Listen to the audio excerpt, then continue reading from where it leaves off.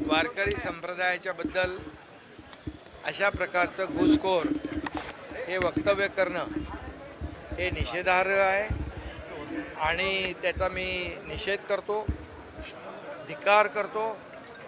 खरं म्हणजे महाराष्ट्राची संतांची भूमी आहे, ही वारकऱ्यांची भूमी आहे, ही शूरांची छत्रपती शिवाजी महाराजांची भूमी आहे आणि म्हणून या भूमीमध्ये, या महाराष्ट्रामध्ये वारकरी संप्रदायाच्या बद्दल अशा प्रकारचं अपमानजनक वक्तव्य करणं याच्यापेक्षा दुर्दैवी गोष्ट कुठली नाही आणि म्हणून मी त्याचा निषेध करतो।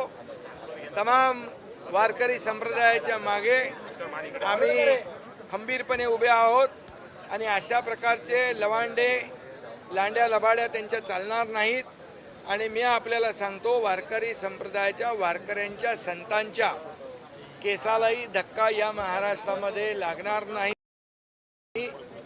या सर्व संत परंपरेच्या वारकऱ्यांच्या पाठीशी आम्ही पूर्ण ताकदीने उभे आहोत। ज्या लोकांनी अशा प्रकारचं वक्तव्य केलेलं आहे, अपमानजनक वारकऱ्यांचा अपमान केलेला आहे, त्यांच्यावर कठोर कारवाई झाली पाहिजे आणि पुन्हा अशा प्रकारचं वक्तव्य करण्याची हिम्मत वारकऱ्यांच्या बाबतीत असेल, महापुरुषांच्या बाबतीत असेल, संतांच्या बाबतीत असेल, अशा प्रकारचं वक्तव्य करण्याची हिम्मत कुणीही करता कामा नये। कारण शेवटी ही महाराष्ट्र ही आपली एक पुरोगामी महाराष्ट्र आहे। यामध्ये संत महात्मे वारकरी संप्रदाय हा मोठा संप्रदाय आहे।